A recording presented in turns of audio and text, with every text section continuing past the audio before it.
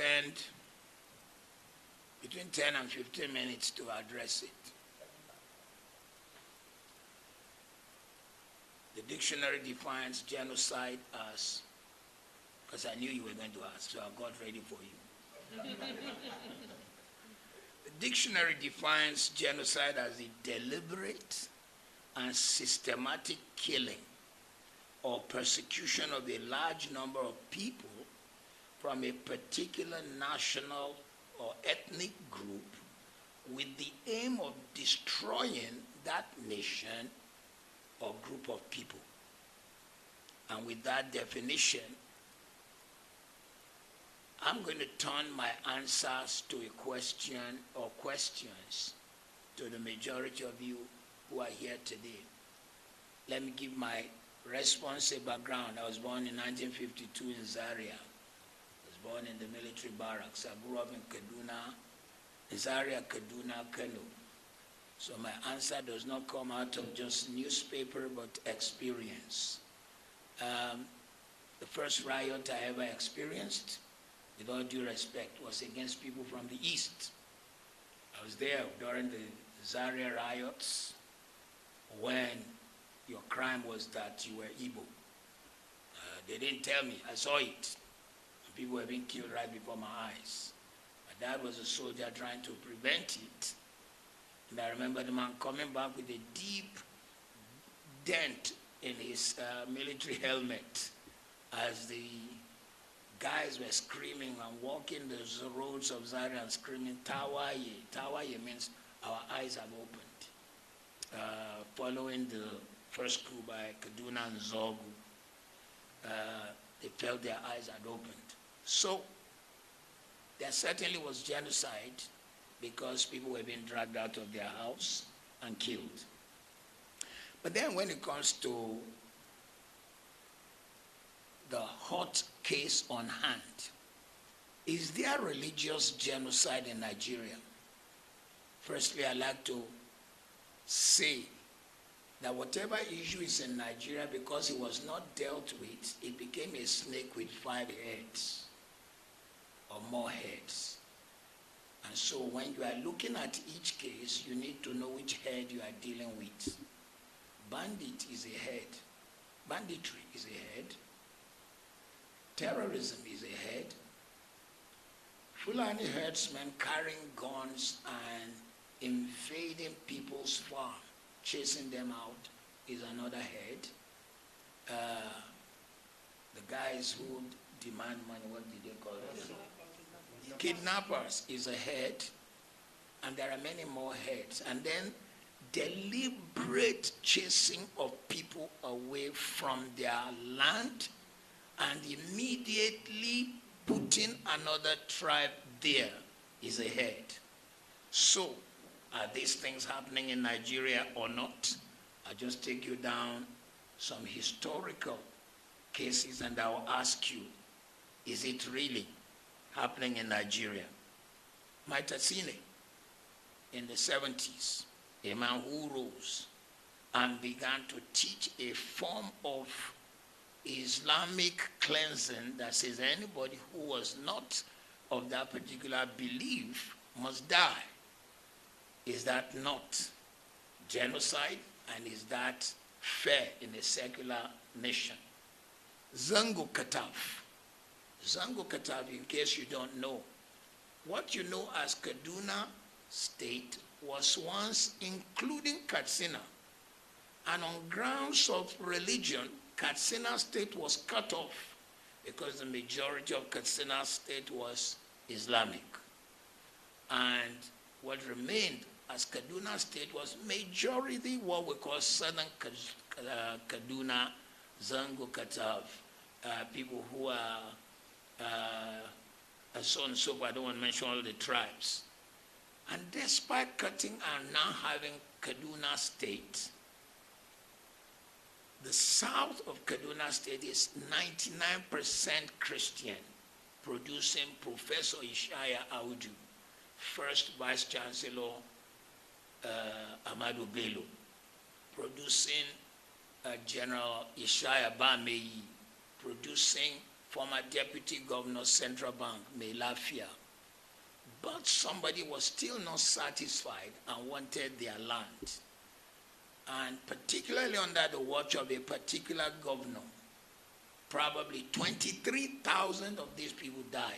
Is it so? Is it not so? And if people of that number died, I mean, Zangu Kata, people were being hacked, cut like animals because you wanted their land and because they didn't follow your religion. Is that genocide or not? There was beheading in Kano because, what's the name of the evangelist? Reinhard Bonnke came to hold a crusade, and they said, Christian crusade is not allowed. Not only did they destroy the equipment, they cut Christians.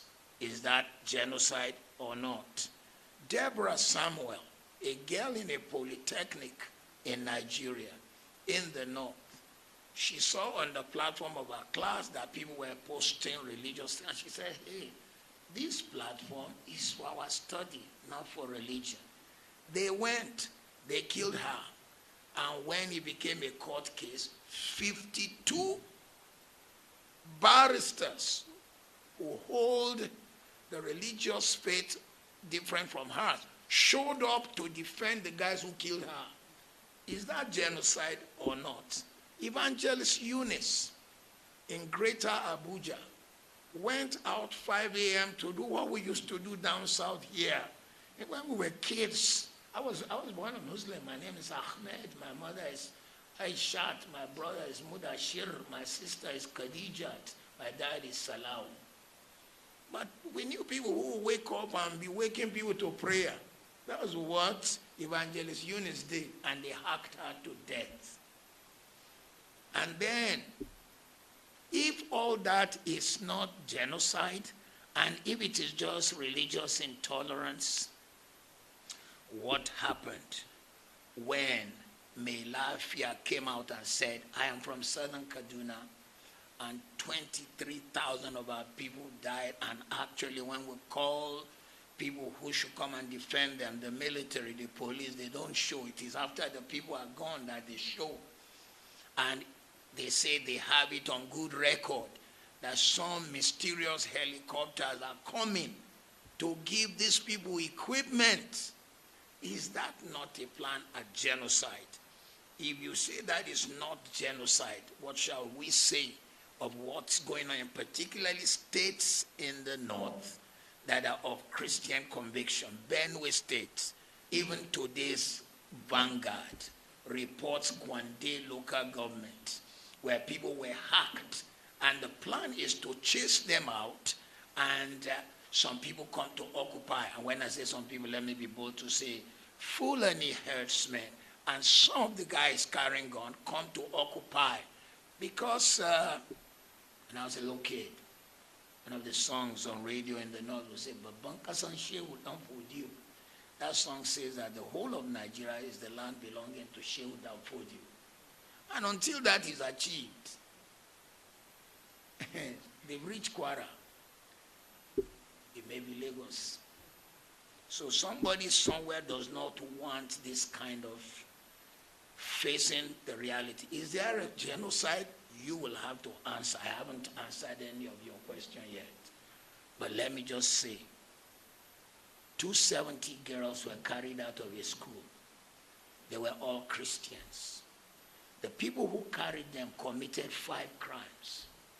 1, child molestation, because Nigeria's criminal law says that if you sleep with anyone under, is he 18? Which is the age of consent. It's a crime. They raped these girls.